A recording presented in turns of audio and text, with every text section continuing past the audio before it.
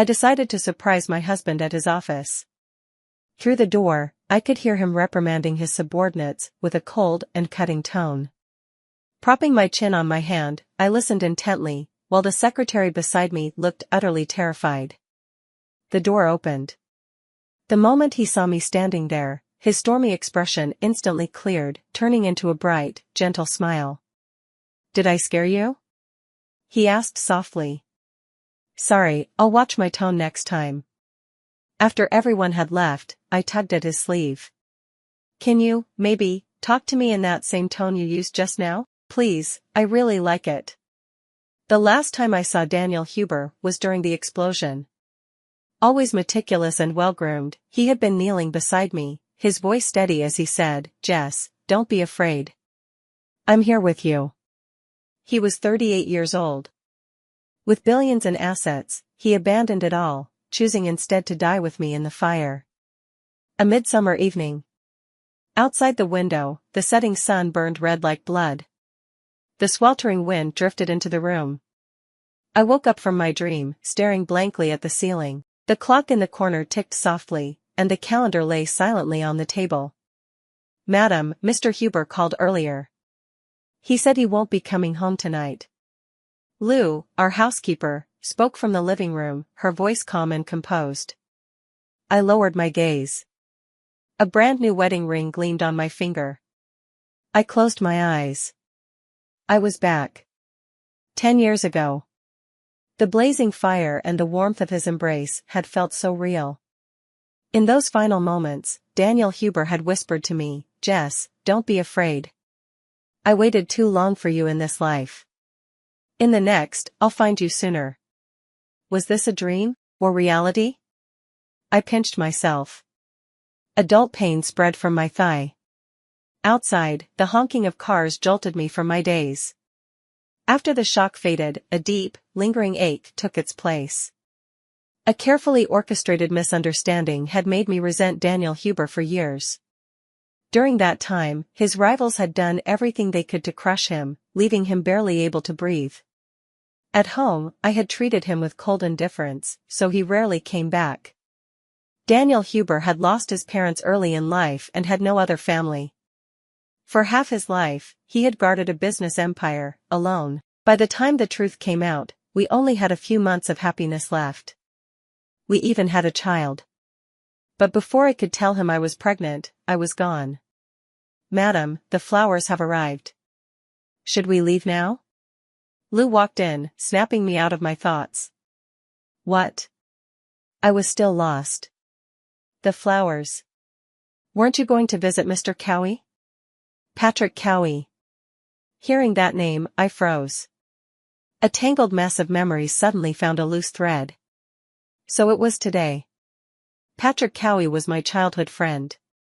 A naturally gifted actor, but a so-called accident left him with severe burns all over his body, forcing him to stay in the hospital long-term. In my past life, on this very day, I had taken a bouquet of flowers to visit him. After celebrating Patrick's birthday at the hospital, I had stepped out to find Daniel Huber sitting in his car. The cigarette between his fingers had burned down to the filter, yet he hadn't noticed. I hadn't wanted to explain. I hadn't even wanted to see him. "Jess." He had noticed me, extinguished the cigarette, stepped out of the car, and spoken in a desolate voice. "Today is my birthday." I had stopped in my tracks, turned back, and looked at him coldly. "So?" His deep, dark eyes had held no anger, only silent yearning. I said, "Today is also Patrick Cowie's birthday. To marry me, you did whatever it took, you ruined his face, destroyed his future. What more do you want from me?" Daniel Huber had opened his mouth, his voice hoarse. "It was an accident. If you hadn't invited him that day, he wouldn't still be in a hospital bed." "How am I supposed to believe that was an accident?" He had fallen silent for a long moment before whispering, "I'm sorry." From that day on, our relationship had spiraled downward.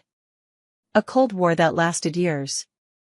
Later, I learned that the accident, the one even Daniel Huber himself had believed, was nothing more than a calculated scheme to drive us apart. "Madam, your things are in the car." If we don't leave soon, the traffic will get bad. Lou's voice pulled me back to the present. Outside, the sun was setting, casting long shadows. I hurriedly put on my coat and got into the car. Because I suddenly realized. This was 10 years ago, everything could still be changed. The driver maneuvered through the congested streets. The road to the hospital is jammed. Should I call Mr. Cowie and ask him to wait? No. I stared at the shifting traffic lights. Take me to the company. To be honest, I had little memory of Daniel Huber's company. When I was young, I despised him and had never visited. Later, when I had loved him, he had been under constant attack from enemies. His life had been riddled with danger, and I had been too afraid to go near him. And so, at this moment, as I stood in front of a cluster of office buildings, I felt lost. Which one was his? Pedestrians shot curious glances my way, a woman in an elegant dress, holding an oversized bouquet, perfectly made up, looking like she was about to confess her love. Feeling uneasy, I took out my phone and pulled up Daniel Huber's contact. His full name. Not even set as an emergency contact.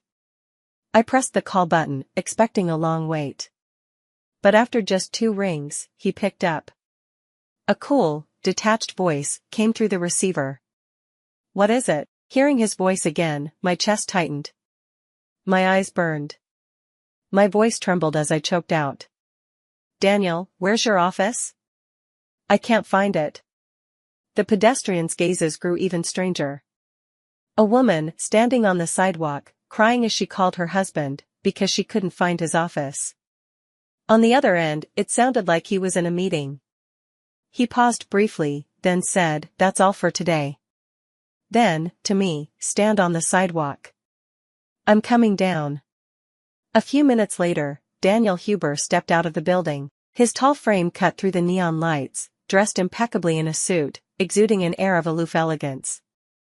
Meanwhile, I caught my reflection in a nearby glass, mascara streaked down my cheeks like a horror movie protagonist. Damn it. Everything was ruined. Why are you here?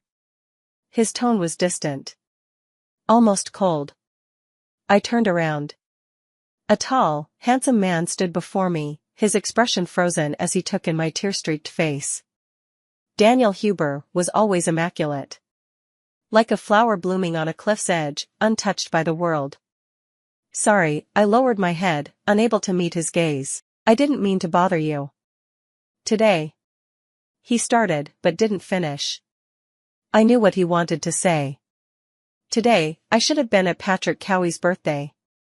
Not here. His birthday. I was reminded of it too late. I shoved the bouquet into his arms and mumbled, "Happy birthday." A long silence followed. I stole a glance at him, only to find him staring at the flowers, his expression anything but pleased. After a while, he let out a bitter, mocking laugh. Jess, was this something he rejected? What? Sensing the shift in his mood, my gaze dropped to the bouquet, and my stomach sank. Damn it. Frozen blue roses. Their meaning, to give you the stars and the sea. Patrick Cowie's favorite flowers. His favorite phrase. Waking up in this timeline, my memories had been in disarray. I had been so focused on finding Daniel Huber that I hadn't noticed this detail. I'm sorry, Thank you for the birthday gift. His voice was cold and stiff. It's late. Let the driver take you home. He turned to leave. I reacted instinctively, grabbing the hem of his suit. Wait. He hadn't expected it, and as he took a step, I stumbled forward, slamming into his back. His tailored suit was instantly creased. Daniel Huber turned, eyes fixed on my hand, silent for a long time. I refused to let go, stubbornly saying, "Daniel, I'm not going back." His expression turned bleak. Jess, how do you plan to torment me this time? That was a hard question to answer. Back in this time, we had only been married for a short while, and I had been constantly at odds with him. I was 23, he was 28. Our fights were almost always one-sided, me saying the cruelest things I could think of, cutting him down at every turn. Even the gifts I gave him on holidays were meant to stab at his heart. I had been like the boy who cried wolf. After so many false alarms, he had stopped believing me. When the truth finally came to light in my past life, my approach had been simple and direct. I had tackled him straight onto the bed. For all his cold exterior, Daniel Huber was surprisingly easy to coax. But now, that probably wouldn't work. And after everything he had endured, I wanted to make it up to him. After some thought, I said, "Let me buy you dinner." His gaze lowered. "No need. I have work tonight, then I'll order takeout." I shamelessly trailed behind him. "A longevity noodle set for your birthday." Daniel Huber didn't respond. He didn't even acknowledge me. Yet, the bouquet remained tightly clenched in his hand. I had expected him to toss it into the trash without hesitation. But he didn't. I followed him all the way into his office. The room was empty. On his desk sat a cold, untouched meal. So this was how he had planned to get through his birthday? A wave of inexplicable sorrow swept over me. I pulled out my phone and ordered him a proper meal: light broth, low salt, no scallions, tomato braised beef, a few mild vegetable dishes. Back then, he had always catered to my preferences, ordering food that was heavy on spices and seasoning. It wasn't until much later that I learned he had stomach issues. He couldn't handle food that was too spicy, greasy, or salty. Once I finished placing the order, I sat on the couch, unsure of what to say. Nothing seemed quite right. Daniel Huber silently unwrapped the bouquet, preparing to place it in a vase. The frozen blue roses stung my eyes. Without thinking, I strode forward, snatched the flowers, and tossed them into the trash. He froze, glancing down at the blood beading from a small cut on his thumb. With a weary sigh, he said, "Jess, haven't you had enough?" "No." Frustration bubbled inside me. Why was he so passive? So tolerant? "You don't like them. I'll buy you something else." Daniel Huber grabbed a tissue and pressed it against his wound, his gaze lowering, with quiet resignation. "Forget it." I ignored him, grabbed the trash bag, and said, "Wait here." Then, I rushed out. It was a warm summer evening. Street vendors lined the sidewalks, selling flowers. Unlike the pristine arrangements in high-end boutiques, these flowers were more humble, slightly imperfect. I ran between stalls, buying every red rose I could find. With a simple wrapping, I tied them into a large bouquet. By the time I returned, the takeout had arrived. Armed with bags in both hands, I made my way back upstairs. The 19th floor was quieter than before. Most of the overtime employees had left. Only a small lamp remained lit in Daniel Huber's office. I stepped in softly. He stood by the floor-to-ceiling window, his back to me. Alone. The sight reminded me of a stray dog, abandoned in the rain. The weight of the flowers and food in my arms made the door thud loudly as I entered. Daniel Huber tensed, turning sharply. His eyes landed on me, nearly crushed under the weight of my purchases. "What are you standing there for? Help me." I huffed, breathless. He looked startled. Like he hadn't expected me to return. After a brief pause, he strode forward, taking the flowers and food in one hand, while the other slipped under my arm to steady me. I caught my breath, wiping sweat from my forehead before flashing him a grin. "Here, all the roses on the street, I bought them just for you." For a moment, Daniel Huber's striking features went blank. Crap. Maybe this wasn't the best approach. Did I need to insult him instead? I caught him glancing at his cold meal, and I groaned dramatically. "Seriously? You're just gonna eat that?" His gaze snapped to me, and for a brief moment, I saw a flicker of concern in his eyes. I slumped onto the couch, tilting my chin. "Can't you eat something hot? Watching you eat cold food pisses me off." He looked confused. For the next half hour, my nagging filled the office. "Are you even eating properly? You didn't see that huge chunk of beef? No vegetables? You're an adult, stop being picky. Suck up the noodles properly." Do you think I bought them just for decoration? Under my relentless coaxing, the bowl of steaming noodles was finally emptied.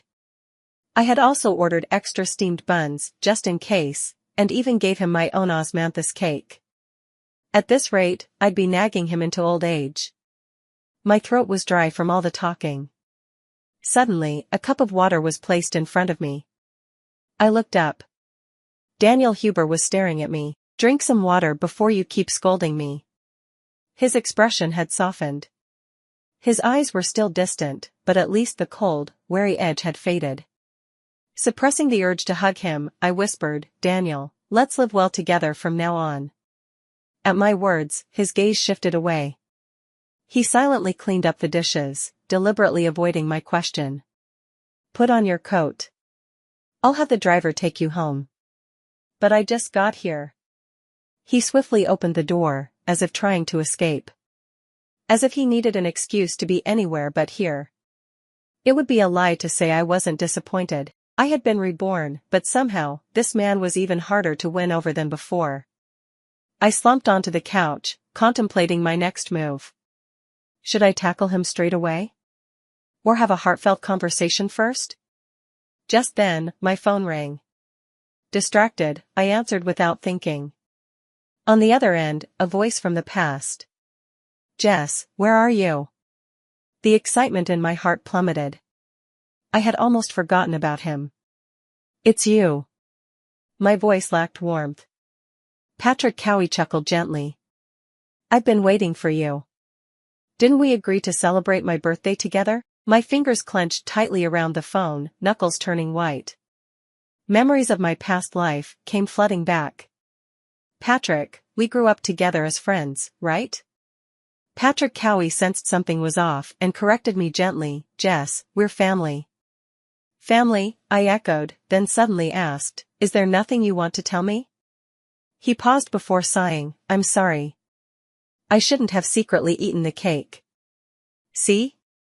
The ones who are loved can lie, demand, and joke without consequence. But Daniel Huber? He was always the one standing in the shadows, silently bearing everything. My whole body went cold, even the smile on my face felt forced. I have something to do today. I won't be coming over. Happy birthday, Patrick. I hung up and took a deep breath, feeling an overwhelming pressure in my chest. I suddenly remembered the phone call Patrick had made to me before I was kidnapped in my past life. I fell into deep thought. I had trusted him completely. But what if, from the very start, that explosion? What if it had been an inside job? I lifted my head and saw Daniel Huber standing at the door, his face half hidden in the shadows, his expression unreadable. I hesitated before asking, you heard everything? Yes.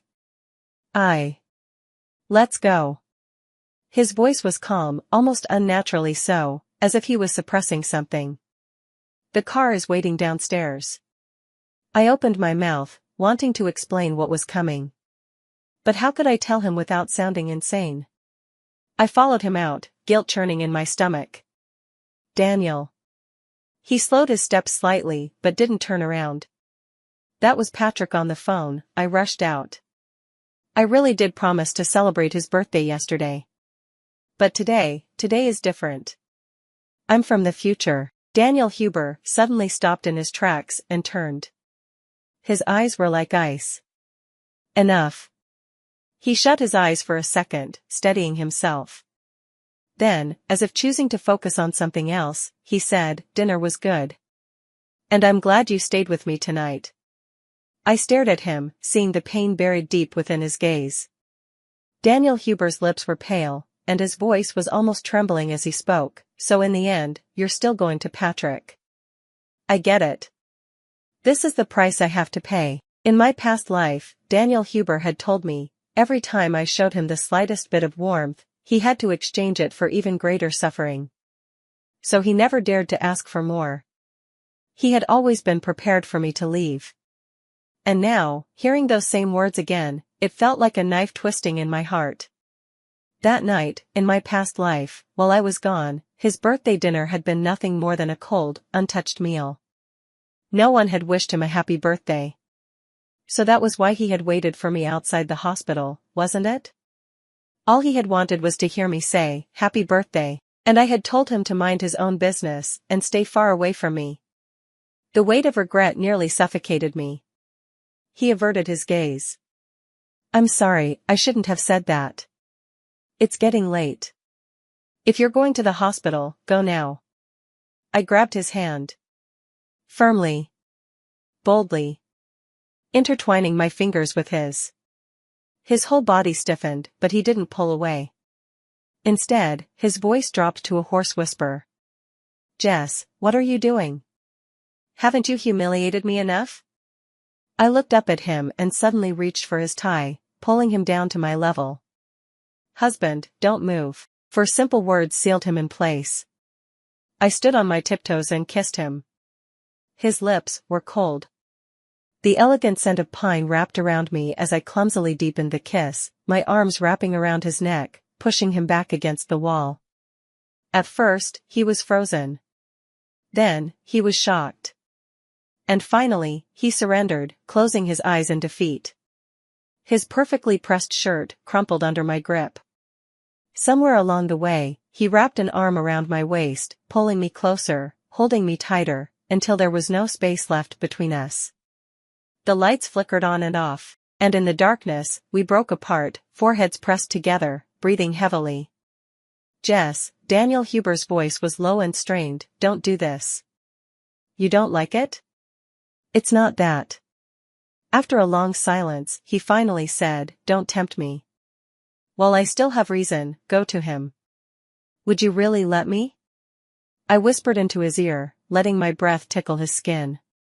"Not jealous? Not angry? You're okay with me kissing someone else?" Something in him snapped. With a sudden move, he crushed his lips against mine, picked me up, and tossed me onto the couch. Before I could react, he cupped the back of my head, pressing me down with a raw, desperate kiss. I smirked. So he couldn't hold back after all. Though, this was getting slightly out of my control. "Daniel Huber." I gasped, suddenly on high alert. "Wait, what are you? Hey, at least wait until we get home." His voice was dangerously smooth. "I gave you a chance. You didn't take it." He leaned close, whispering against my ear, "Jess, you're doomed." I had thought that, given Daniel Huber's personality, he wouldn't go too far. But I had forgotten, this was a man who, in my past life, had been willing to die with me. Deep down, he had always been a little reckless. You. My feeble protests were swallowed between kisses. I could only cling to him, my voice trembling as I whimpered, "Daniel, be gentle." He didn't seem to hear me. Frustrated, I bit my lip, trying to push him away, but my fingers curled around his shoulders instead, my eyes welling up with tears. At the first drop of warmth landing on his skin, Daniel Huber suddenly froze. Carefully, cautiously, he stopped moving. "I'm sorry," he whispered. I rested my chin on his shoulder, looking up at the bright moon outside the window. "Daniel, I've already thought of names for our children." In my past life, I had spent so long thinking about it but never got the chance to tell him. "Jess, don't." His voice was rough, almost pleading. "You don't believe me?" Silence. Endless silence. He probably didn't dare hope for something so precious. "One boy, one girl," I murmured. "You can pick their nicknames." I didn't get to finish. The man who had just regained control of himself lost it all over again. He swept me into his arms, carrying me toward the small side room in his office. The door clicked shut. Outside, the wind whispered against the glass. The moon cast its silver glow over the city. And behind that single closed door came soft murmurs in the dark. Later that night, when my temper flared, I kicked him, declaring I didn't want him anymore. Daniel Huber silently dragged me back, pressing me down as he asked, "If not me, then who?" His tone was dead serious. My face burned. "Anyone but you." He hummed, pressing closer. "That's not up to you." That night, my dreams were filled with fire and shadows. I saw myself lying in a pool of blood, explosives strapped to my body. Daniel Huber burst through the flames, trembling as he held me in his arms. I saw him cry. And I, weakly, pushed him away. Get out. Daniel, just go, don't touch me, please. The nightmare shattered with the force of my sobs. The warmth around me vanished. I woke up abruptly, my face damp with tears. It was just a dream. I turned and saw Daniel Huber sitting at the edge of the bed, looking at me. His eyes were distant. He had given me space. And his fingertips had carefully avoided touching mine. My heart sank. He still misunderstood. Daniel Huber. I tried to speak, my voice still hoarse from sleep. I just had a dream. He listened intently, as if trying to catch every word. With a lingering tremor in my tone, I continued, I was trapped in a fire, bombs strapped to my body. And you were there with me, ready to die. So when I shouted those words, don't misunderstand, okay? For a fleeting moment, Daniel's eyes lit up, as if he had figured something out, before they dimmed into emptiness once again. All right, I believe you. He pulled the blanket over me, then grabbed a pillow and turned to leave. Daniel Huber. I called after him, watching his retreating back. You're lying. He said nothing. I grabbed the pillow and hurled it at him, hitting him squarely on the back. Fine, leave if you want. I'm sore all over, and you, I gritted my teeth. You heartless bastard. Just leave me here to rot. I didn't wait for his response. Turning away, I curled up under the blanket, my back to him. No wonder they say young people are stubborn. This younger Daniel Huber was rigid to a fault, far from adorable. A long silence stretched between us before the bed behind me dipped slightly. Then, a sigh. Go to sleep. Hold me. He obeyed, pulling me into his arms. The night was long, but I lay awake, staring into the darkness. Too much information had been crammed into my mind since my rebirth. The person who had kidnapped me in my past life had ties to Daniel, an ex-CEO whose company had gone bankrupt. The so-called accident that had disfigured Patrick Cowie. That had been my uncle's doing, a scheme to drive a wedge between Daniel and me. I had only learned all of this in my final year before death. Daniel had always been meticulous in protecting me, and yet, I had still been kidnapped, on the way to a prenatal checkup. How had they known where I'd be? The only possibility. Patrick's phone call. Even at the moment of death, I remembered Daniel saying, "Thank you, Patrick Cowie. Without you, I wouldn't have found her." I had been too blind to see it before. But now, looking back. The person I had trusted for over a decade. What role had Patrick played in all of this? I barely slept that night, and by morning, my head felt like it was going to explode. Daniel Huber. I can't get up. You're the worst. I kicked him a few times in frustration. With a resigned sigh, he said, "Get up and eat breakfast." Not eating. His unwavering discipline was almost excessive. I huffed, "I really don't like the younger you." He paused before replying in a good-natured tone, "The younger me?" Yes. I yanked the blanket from his hands and wrapped myself in it. I like the older version. Go age 10 years and don't bother me. I burrowed deeper into the warmest spot on the bed, the scent of Daniel lingering in the sheets. I ended up sleeping until the afternoon. Clearly, he had anticipated my hunger. Lunch was neatly arranged on the table. The room was impeccably tidy, everything in perfect order, except for the bed. It was a complete mess. Thanks to my antics last night, the sheets were tangled beyond recognition, all evidence of my wild behavior. Honestly, compared to his 38-year-old self, 28-year-old Daniel Huber was ridiculously pure.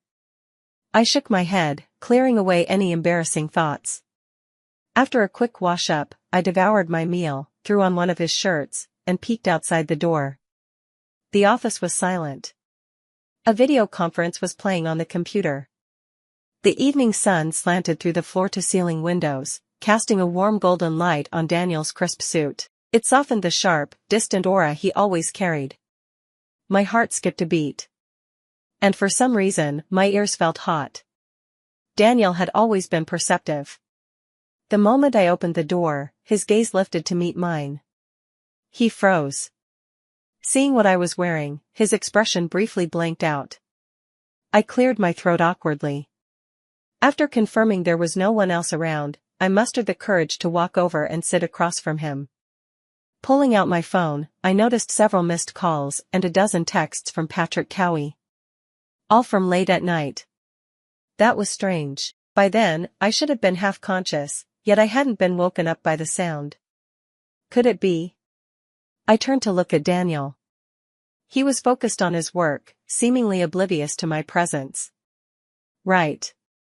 Keep pretending. I crossed my legs and deliberately swung them into his peripheral vision. Daniel's voice suddenly faltered mid-sentence. There was a brief pause before he ended the meeting with a simple, "That's all for today." Leaning back in his chair, he massaged his temple. "Jessica." "Oh? So formal? Last night you were calling me Jess." Look at that dignified expression. If someone didn't know better, they'd think he was some virtuous man. I nudged his leg under the desk. "CEO Huber, did my phone ring last night?" He lowered his gaze indifferently. "Not sure." "Really?" I leaned forward and grabbed his tie, pulling him closer. No matter how well he hid it, to me, he was still just a young man. "Jess, this is work hours." His voice was steady, but his breathing was slightly uneven. "Oh," I murmured, pressing a kiss to his lips. "Want another?" A long silence. Then, bluntly, he admitted. "Yes." I kissed him again, smiling. "I'll be in the next room. Wait for me after work, let's go home together." Back in the bedroom, my phone rang again. "Patrick." "Jess, I'm out of the hospital." His voice was hoarse, heavy with exhaustion, as if he hadn't slept all night. I stiffened. "Why did you leave?" "I'm done with treatment," he said flatly. "If they can't fix me, I'd rather give up. I just want to live a quiet life with you." My brows furrowed. "That's impossible. I'm married." "Then what am I supposed to do?" Patrick's voice wavered. "Are you abandoning our promise just because my face is ruined?" I hesitated. "You were the one who said breaking up was necessary for your career. You said it was the only way the industry would support you. But you promised to wait for me. How long was I supposed to wait?" I sighed. "You had so many chances, but you always chose your career over me." My uncle had never been one to play fair. Since birth, I had been little more than a chess piece for the Anderson family. My parents had abandoned me there while they started new families overseas. Meanwhile, Patrick had been basking in the spotlight while I had been forced into a corner. That night, I had called him again and again. And he had ignored every single one. The next morning, I had watched his first on-screen kiss, and in that moment, my heart had turned cold. I had accepted my uncle's arrangement. And now, Patrick asked me, "Jess, do you love him?" Without hesitation, I answered, "I love him." Patrick never contacted me again. Now, my focus shifted. I had to make Daniel believe in my rebirth. Otherwise, he might just have me locked up in a mental hospital. Lying on my stomach, I flipped through a novel and chatted animatedly, so this noble daughter reincarnated and started investigating the massacre of her family. Having knowledge of the past is such an advantage. Aren't you curious how she turned the tables? This was already the third reincarnation novel I'd made Daniel read this month. Daniel listened carefully, then said thoughtfully, "If you like this kind of story, I can invest in it, turn it into a TV series." I waved my hand dismissively. "It's not about whether I like it. The question is, do you?" His gaze lingered on the wrinkled dress shirt I had borrowed, and he sighed. "If you like it, then I like it." Not letting him get away so easily, I balled my fist and held it up like a microphone. "Then tell me your thoughts." Daniel hesitated, unsure of what to say. He looked so awkward it was almost funny. Lately, things had been much better between us. He indulged me in nearly everything, his patience seemingly endless. And yet, something still felt distant. Daniel, I pulled my chair closer, sitting right in front of him with a serious expression. I think it's time I told you. He set his chopsticks down and gave me his full attention. Go ahead. I took a deep breath and declared, actually, I'm also reborn. Silence. A long silence. Daniel raised an eyebrow slightly, his lips pressing together. He was trying not to laugh. I pointed at him. Aha. You don't believe me? Go on, Jess. His lips twitched, then he forcibly suppressed the smile. I believe you. So I went all in, recounting everything that had happened in my past life. At first, he listened like a parent humoring a child telling a story, amused, indulgent, thinking it was just one of my little tricks. But gradually, his brows furrowed. I knew I had struck a nerve. The one who stabbed me was named Banks. He used to work at your company, but later left to start his own. Of course, that's 10 years from now. I don't know where he is at this moment. And my uncle was involved as well. Most importantly, you need to watch out for Patrick. Before I could finish, an ear-piercing ringtone interrupted me. Both Daniel and I looked at the phone screen. Patrick. I had forgotten to change his name in my contacts. Daniel's expression shifted instantly, the warmth disappearing as he stood up, collecting the dishes. I'll go wash up. And just like that, the feeling was back. That deliberate avoidance. He was still afraid. I clenched my jaw, grabbing my phone and following him into the kitchen. His back was to me, water running in the sink. I put the call on speaker. Patrick's familiar voice came through, accompanied by the sound of wind howling in the background. Jess, this might be the last time I call you. A sinking feeling gripped my stomach. Where are you? The rooftop of our old high school. His voice was soft. Jess, do you remember? The day my parents left me, you told me that the Anderson family never truly cared about you either. You said, we could be family. When I was 18, I wanted to jump off that rooftop. You were the one who stopped me. His tone was laced with regret. But now, you don't want me anymore. I don't see the point of living. My mind buzzed as if a grenade had gone off inside it. Patrick, don't do anything rash. I grabbed my coat, struggling to put it on. Stay right there. I'm coming now. I hung up and turned, only to see Daniel still standing there, his back facing me, as if he hadn't heard a thing. Only the sound of running water filled the room. I panicked, rushing over and shaking his arm. Hey! Why are you just standing there? Hurry up and change. He barely moved, his deep eyes dark and unreadable. Change clothes? I can't go alone, it wouldn't be appropriate. I'm married, remember? Fumbling with my phone, I spoke rapidly. Daniel, I'm giving you 10 seconds to take off that apron. I'm calling the police now. This is insane. There are still students in class, if he jumps in front of them. I'm ready. I looked up, startled. Daniel was already at the door, neatly dressed. That was fast. Luckily, Daniel could drive. Otherwise, waiting for the chauffeur would have wasted precious time. By the time we arrived, the police were already on site. They warned me not to engage in further phone calls with Patrick. As long as he believed there was still hope, he wouldn't act immediately. And that window of time was exactly what they needed to evacuate the students. Daniel drove as fast as he safely could, getting us there in record time. The rooftop was windy, but it didn't dispel the oppressive summer heat. The entire campus was eerily silent. The police stood 5 meters away from Patrick, unwilling to get any closer. A female officer grabbed my arm. Miss, he insists on seeing you. We need you to keep him talking. The rescue team is almost here. I glanced at Daniel. He was being held back outside the police cordon. He gave me a small nod. Taking a deep breath, I climbed the steps and called out. Patrick. The figure perched at the edge of the rooftop stirred and turned. His face, half-burned, came into view. Jess, you came. Looking at him, a strange feeling washed over me. It had been so long since I last saw him. In my past life, after I reconciled with Daniel, we had visited Patrick a few times. But he had been distant, resentful. After hating someone for so many years, it must have been difficult to suddenly realize that person wasn't the true enemy. And then, with Daniel under constant threat, I had stayed home, too afraid to go out. Adding both lifetimes together, it had been over a year since I had last seen Patrick.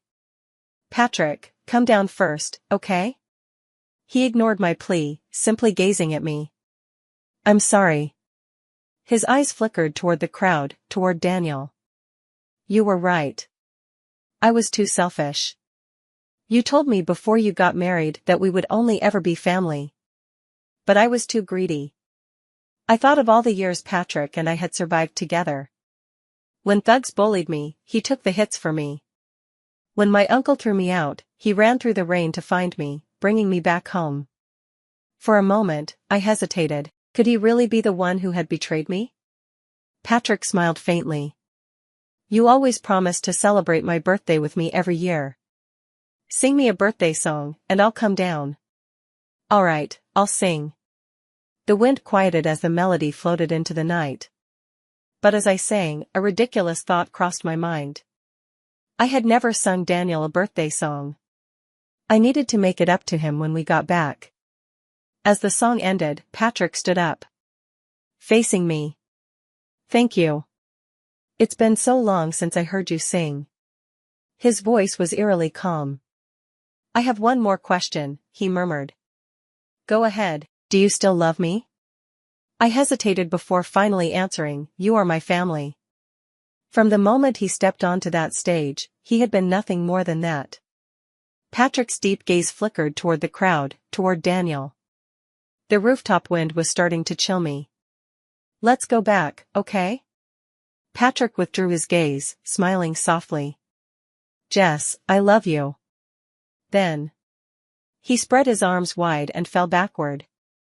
Into the endless night. For a moment, time stood still. My blood froze. Then I lunged forward, screaming. Patrick! But I caught nothing but air. The black void below stretched like the jaws of a beast. Patrick was gone. I stared blankly at the darkness. Somewhere far below, there was a dull thud. My legs gave out. I collapsed to my knees. Patrick was dead? Had I wronged him? They say people have instincts. Had Patrick sensed my growing distance from him? Had my doubt killed him? A shudder racked my body. I sat there, trembling uncontrollably, ice cold from head to toe. Suddenly, I was pulled into a warm embrace. The familiar scent was like a lifeline. Desperately, I clutched at Daniel's sleeve and choked out, I killed him. I caused his death. He held me tighter. I'm here. Don't be afraid. I don't know. I don't know what to do. Tears spilled over as I wrapped my arms around him, my words a jumbled mess. I'm sorry. His hand gently stroked my hair. He's not dead. Don't cry. He leaned close, his breath warm against my ear as he whispered, the police set up an air cushion. He was caught safely. I shut my eyes. My tears soaked through his shirt, and then I broke down completely. The weight of believing you had caused someone's death was suffocating. Daniel's voice was hoarse. Just some scrapes. He's been sent to the hospital. If you want to go, I can take you. No. My voice was raw. I just want to stay with you. Okay. I leaned against his shoulder, drained. Outside, the police gradually cleared the scene. Soon, they would ask us to go to the hospital. Patrick had no family. I closed my eyes for a moment, then murmured, before we left, I didn't get the chance to tell you, I suspect Patrick was involved, too. Daniel took a deep breath. Jess, and if he wasn't? If he's innocent, would you choose him, or me? For the first time, I felt like I could truly breathe. Daniel had always assumed he would never be chosen. But this Jessica from 10 years later, would always choose Daniel. I tilted my head up and looked at him seriously. Do you remember when Patrick first debuted? Yeah. Back then, we hadn't even met yet. By then, Patrick and I had already broken up. My feelings for Patrick were complicated. We had survived the chaos of youth together and entered the cruel world of adulthood. Compared to love, it was more like mutual reliance. I counted on my fingers. He debuted, acted, became famous. By the time I married you, we'd already been broken up for over a year. I exhaled. I admit, I hated you at first. Just like I hated my uncle. I hated that you walked into my life without my permission. Then Patrick got into that car accident on the way to meet investors. And the driver was one of your people.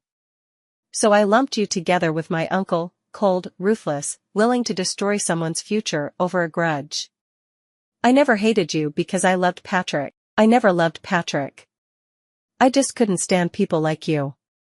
Daniel gently took my hand, giving it a squeeze. I'm sorry. That was my mistake, I didn't think it through. No. I wrapped my arms around his. I told you, it was my uncle's doing. You weren't wrong. If anyone dares to badmouth you, I'll argue them into the ground.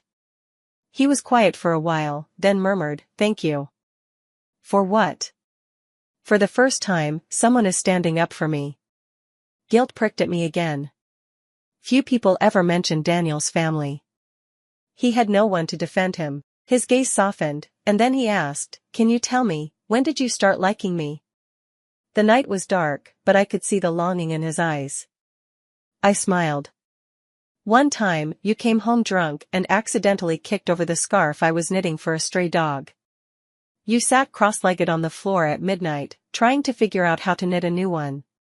I told you to go to bed, and you said, the dog will be cold without a scarf. That was when I realized, maybe a man who cares about whether a dog is cold, isn't as cruel as I thought. I hesitated, then added, you also talked in your sleep that night. You said, Jess, I'm cold too. I was getting up to drink water and heard it. And my heart softened. You seemed so lonely. No one liked you. Daniel listened attentively. We had a dog? 7 years from now, for my birthday, you gave me one. You said you were too busy and never home, so the dog would keep me company. I grinned, counting on my fingers. It should still be alive right now, probably an old dog living with another family. It was super smart, learned everything so fast. I don't think it even drank the river of forgetfulness. I froze mid-sentence. Daniel frowned. What is it?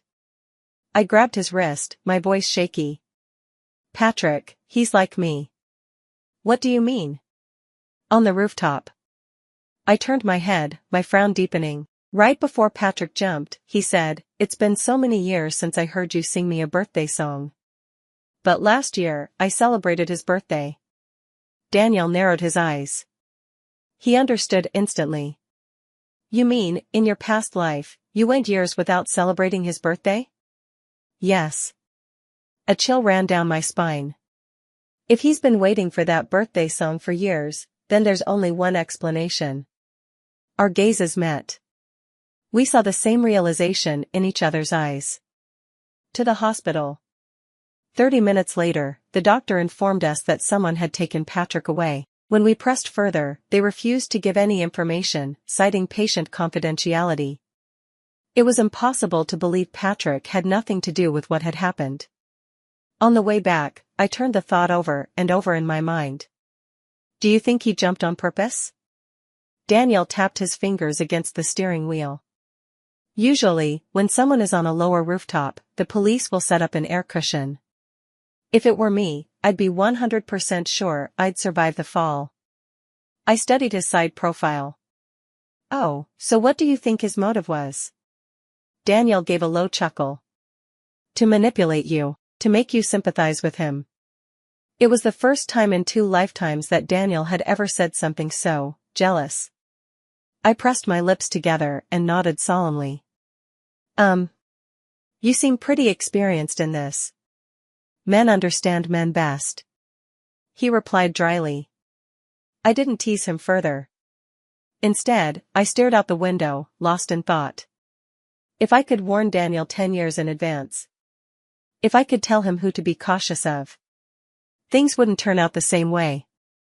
The memory of him running into the fire, holding me as the flames surrounded us, made my heart ache. How could I not fall for him? When someone treats you well, you see it. By the time we got home, it was late. The house was dark. As Daniel reached for the light switch, I lunged at him, pushing him onto the couch. His long legs bent awkwardly as he caught my weight. His shirt was rumpled. His voice was husky. What are you doing?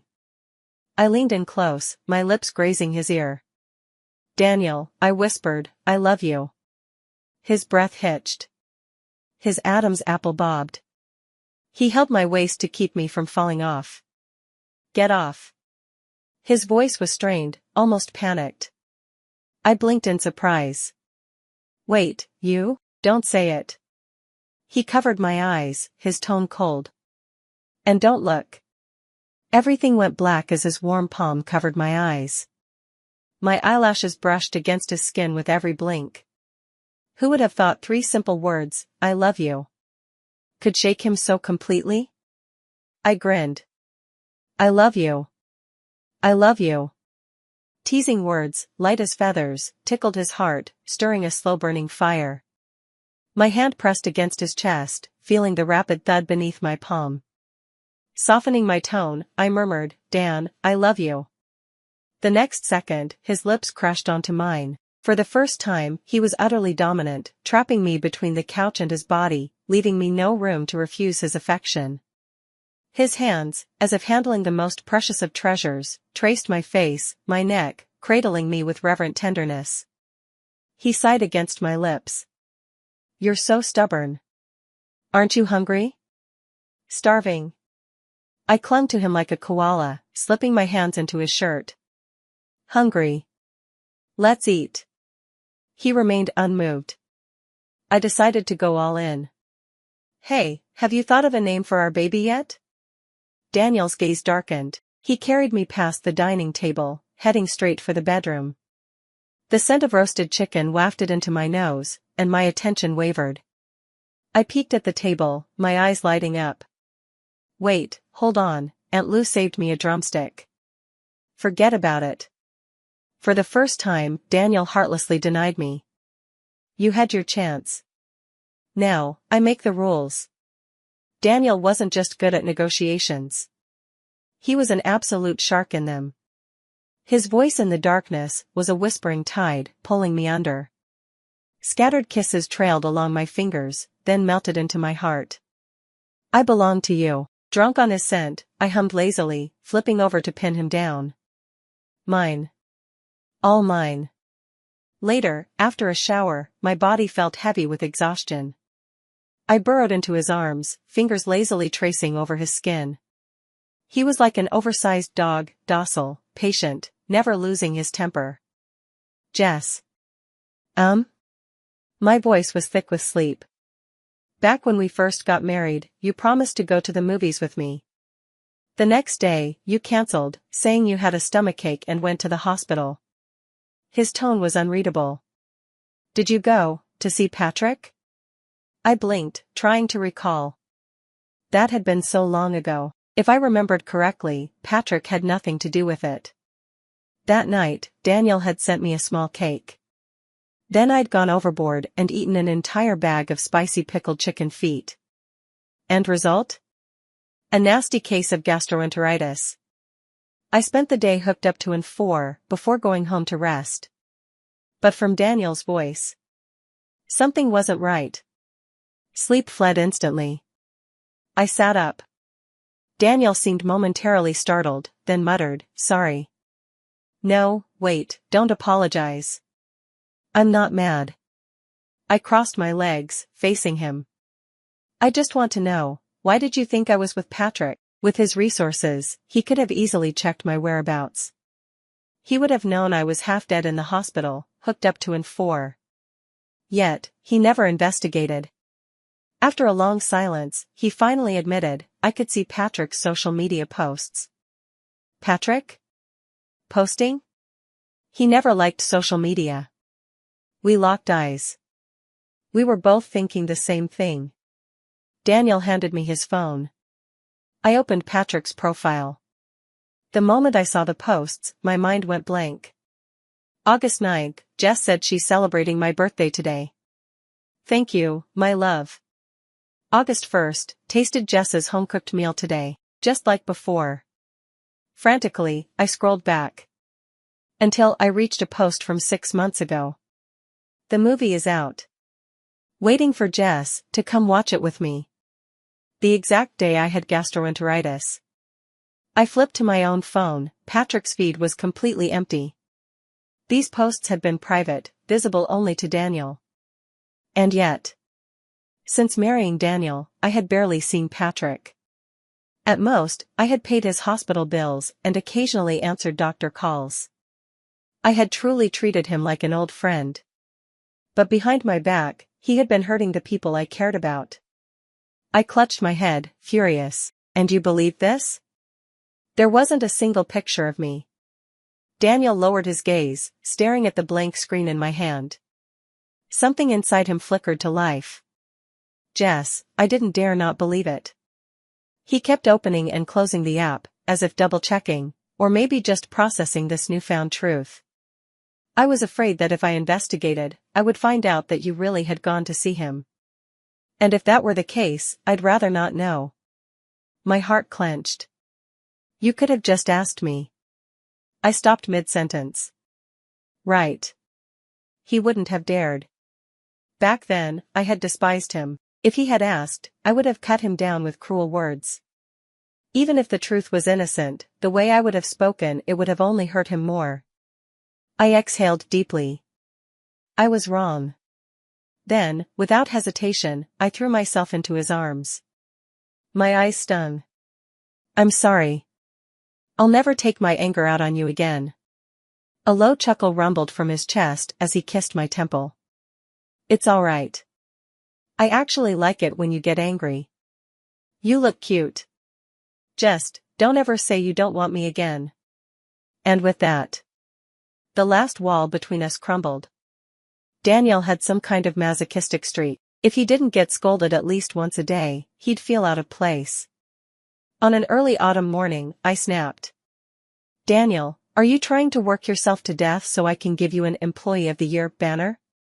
His voice, husky from exhaustion, carried a faint smile. I can still hold up.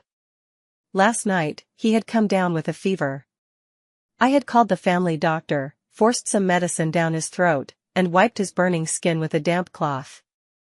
By dawn, his fever had broken. I had written Aunt Lou a list of light meals for him and then curled up in his arms, to sleep, but when I woke up, he was gone. Frustrated, I hurriedly ate breakfast, grabbed some porridge Aunt Lou made, and rushed to his office. The secretary paled at my arrival. CEO Huber is in a meeting. He's not seeing visitors. That's fine. I'll wait. I plopped onto the sofa and scrolled through my phone. Gradually, I caught snippets of his icy voice from inside. I gave you a chance. You didn't take it. CEO Huber, you set me up. Daniel let out a soft laugh. So what if I did? You're being unreasonable. I'm a businessman. I only care about profit. I don't need to be reasonable. I propped my chin on my hand, riveted. The secretary, on the other hand, looked like she was about to faint. The door slammed open. A furious middle-aged man stormed out. Our eyes met. I froze. Mr. Banks. The very man who had stabbed me in my past life. Had Daniel already started taking action? 10 years earlier than before. As expected of my man, decisive and ruthless. The secretary, drenched in sweat, shouted nervously, "CEO Huber, your wife is here." I snapped out of it, grabbed the food, and stepped into the office. Gone was the ruthless businessman. What greeted me was my husband. Daniel sat by the window, his white dress shirt pristine, his expression gentle as he smiled at me. "I'll be home for lunch." I set the food container down on his desk with a thud, then sat across from him. "That guy just now. Did he scare you?" His voice was soft, carrying a teasing lilt.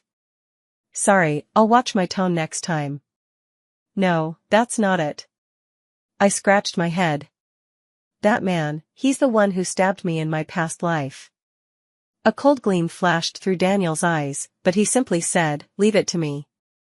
Then, as if nothing had happened, he calmly continued eating. The porridge was still warm, perfect timing. He had an air of refinement, even while eating. As I kept watching him, he paused and asked, "Do you want to eat with me?"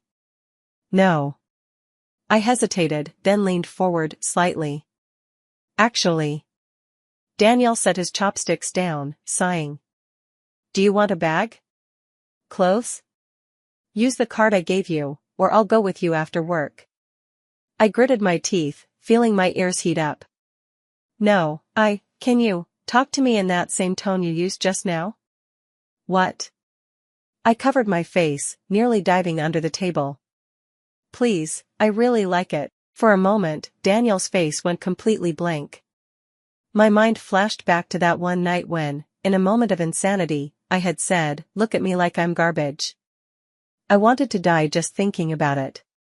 Daniel swallowed his food, then suddenly, laughed. Mortified, I kicked him lightly. "Don't laugh. Forget what I said." "I won't." His gaze locked onto mine. "I can never refuse any of your requests." That day, his employees watched as I, face flushed like a tomato, bolted out of the office.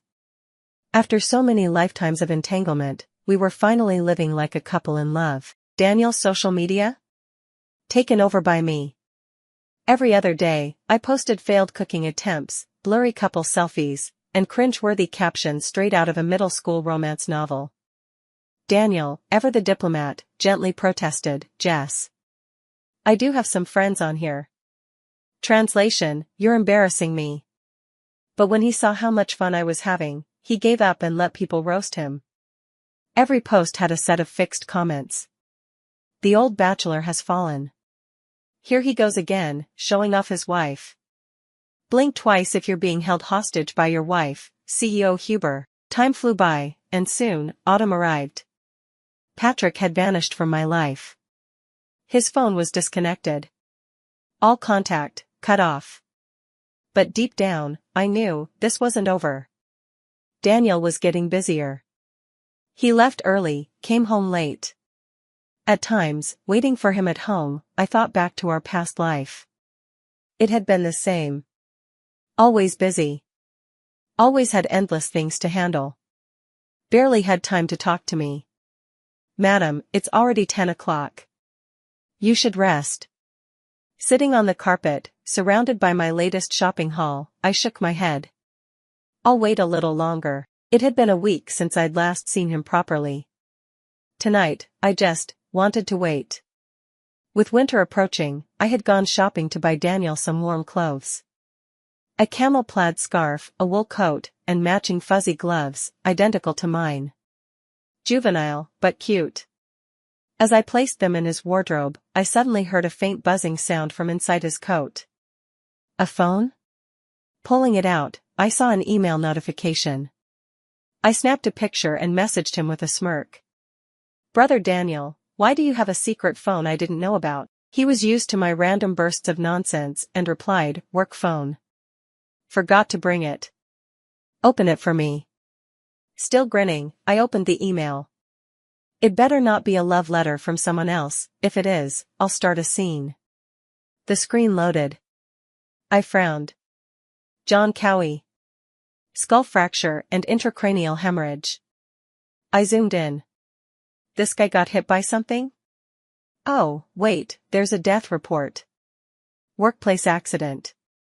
That's unfortunate.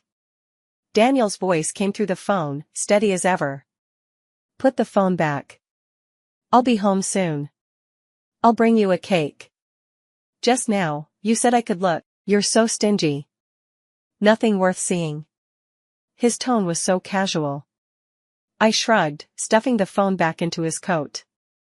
Then I grabbed the wrapping paper, preparing to gift wrap his new clothes for a surprise.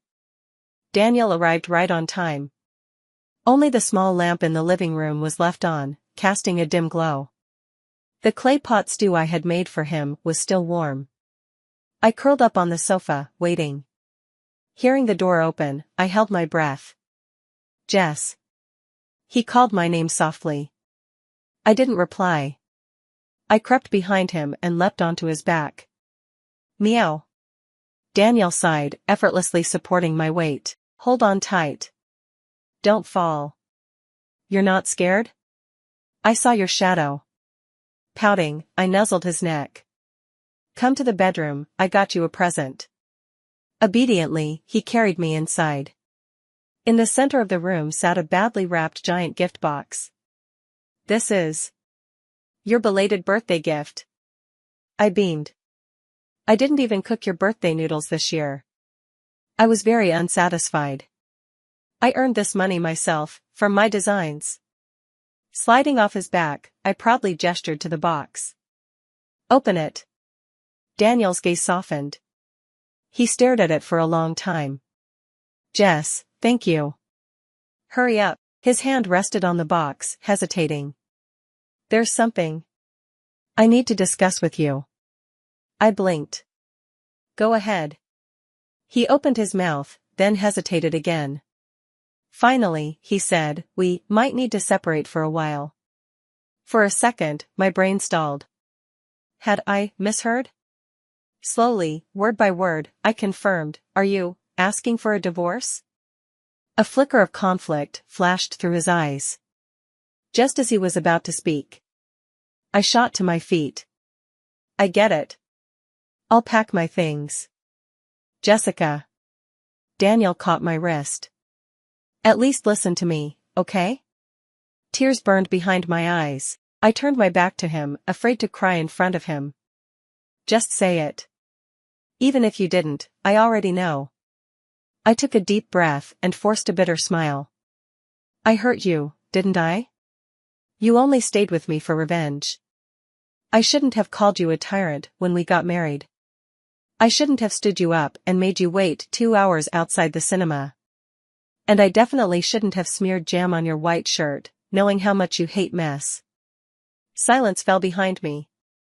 Where did you put the jam? I swallowed. On your shirt, and the bed sheets. When? Not long after we got married. I wanted revenge. The next second, my world spun upside down. I found myself sprawled across Daniel's lap. Smack. A sharp but strangely numbing slap landed on my lower back. Tears welled up in my eyes. You never said I'd get domestic violence before the divorce. Help. Someone call the police. I didn't even use any force. Daniel sounded half amused, half exasperated. Jessica, how childish are you? I struggled fiercely, refusing to back down. Success Strategy 101, attack your enemy's weak spot. You like cleanliness, right? So I ruined your sheets, and I'll do it again if we divorce. Smack. Another slap. My face burned as I gasped, Daniel, this is humiliation. Just finish me off already. You wouldn't survive the real punishment. He easily lifted me, securing my arms and legs, before I could wriggle free. His expression turned serious. Enough messing around. I need you to help me with something. What is it? Daniel got straight to the point. John Cowie is Patrick's father. I froze. The email you saw, it said his father died in an accident at a construction site. That project, many years ago, was a collaboration between your uncle and my father. Memories crashed into me. I thought back to that day on the rooftop, when I had found Patrick standing at the edge, the wind billowing his white shirt like a ship's sail. I had been holding a popsicle. "Patrick, what are you doing?" He turned. His youthful face had been etched with despair. "My family is dead. I have no one left." At the time, I had been shocked by his loss, and I had hesitantly walked up to him, offering the second popsicle in my hand. "I don't have a family either. What do you think about me?" "You?" "Yeah. Look, these bruises? The girls locked me in the restroom and beat me up. My uncle won't care. He only scolds me for causing trouble." Patrick had stared at my bruised arm, then took the popsicle. He had jumped down from the ledge and asked, "What's your uncle's name?" "Leo Anderson." For the first time, Patrick had looked at me with an intensity one didn't understand at the time. "Leo Anderson? The Leo Anderson of Anderson Group?" "Yeah." His gaze deepened. Then, softly, he had promised, "Don't worry. I'll always take care of you." Now, years later, I finally understood the meaning behind that look. Maybe, for just a moment before he heard my uncle's name, Patrick had truly seen me as family. But my connection to the Andersons had given him an opening for revenge. For years, he had taught me that family never betrays you, that if someone hurt your family, you returned the pain 1,000-fold. But from the very start, his promise had been woven with lies. Daniel's voice pulled me back to reality. "Jess, I can tell, Patrick loves you." He exhaled sharply. "You said in your past life, Patrick was involved in your murder. Maybe, it was because you chose me. I can't risk keeping you by my side, betting on a future we can't control. You have no real ties to the Andersons. Patrick knows that. So if you leave me, I'll be the only one left in danger." I shook my head slowly. "No way. Be good." "No."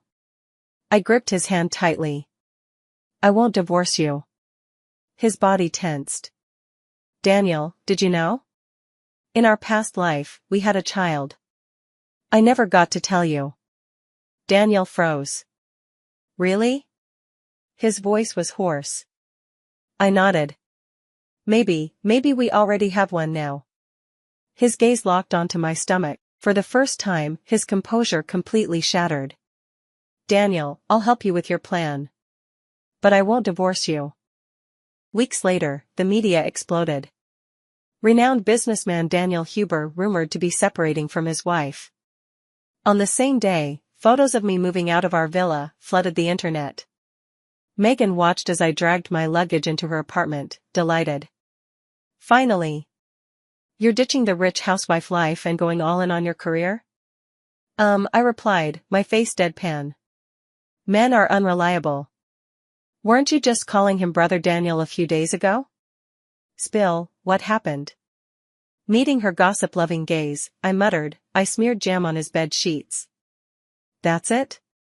"That's it, so we divorced." Megan stared. "What's your plan now?" "Living alone." On the third day, I received a call from my uncle. "Jess, come home tomorrow night."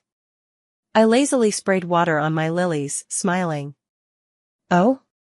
Uncle Leo, what a surprise. What made you think of me?" "Well, you're divorced now. The family can't just leave you out there. Since we're hosting a banquet, we can introduce you to some people." "How considerate. So, will you come?" "Of course. I'll be there on time." Megan frowned. "Jess, you cut ties with your family ages ago. Why bother?" I smiled, twirling the watering can. "Blood is blood. Even if I stay away, they'll always try to use me." That night, I arrived at the Anderson family's grand estate, dressed in a form-fitting black mermaid gown. The moment I stepped into the banquet hall, eyes snapped to me. Whispers rippled through the crowd. "That's the Anderson girl? Not much presence. Her parents abandoned her. What did you expect? Want to introduce your son to her? Climbing Anderson's family tree might save him years of effort." "Oh, shut up." As I walked past the murmuring guests, a familiar voice called out, "It's been a while." I turned. Daniel Huber stood amid the crowd, holding a wine glass, his expression unreadable. He was always dazzling. After news of our divorce, plenty of socialites had flocked to him. Now, women surrounded him, draping themselves over his arms. He must have been thrilled. As soon as the guests noticed me, their chatter fell silent. CEO Huber, perhaps you'd like a moment too. Daniel cast me a cold, indifferent glance, then turned away. No need. We have nothing to discuss. Picking up a champagne flute from a passing waiter, I walked straight to him. The crowd parted instinctively, afraid of being caught in the crossfire. Daniel's gaze lowered to my lips, lingering for a second before trailing downward, taking in the curve of my waist. For a brief moment, he forgot his lines. Growing impatient, I poured the champagne over his shirt. Just saying hello. You don't mind, do you, CEO Huber? He took the empty glass from me, his fingertips brushing slowly over my hand. Smirking, he murmured, not at all. With a scoff, I turned and left, pushing open the balcony doors. Fresh air. I needed fresh air. But I wasn't alone. A figure leaned against the railing. A familiar face. Jess. Long time no see. Patrick Cowie. Half of his face was hidden in shadow. I clenched my fists behind my back. Long time no see. Patrick chuckled softly. Why are you acting so distant? I took a deep breath, trying to ease my nerves. Why would you think that? I should be the one asking, you disappeared without a word. Did you block my number? Look at you, growing bold now. I playfully shoved Patrick, just like I used to. Just then, a shadow fell over the doorway. Out of the corner of my eye, I saw Daniel leaning casually against the window, watching us with an unreadable expression.